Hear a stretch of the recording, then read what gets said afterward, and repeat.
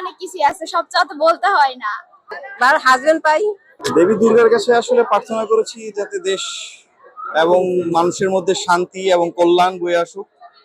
এটাই মূলত প্রার্থনা, কারণ দেশে যে এই অস্থিতিশীল পরিস্থিতি চলতেছে, এই অবস্থায় হচ্ছে গিয়ে শান্তি এবং সমৃদ্ধি হচ্ছে গিয়ে একমাত্র কাম্য।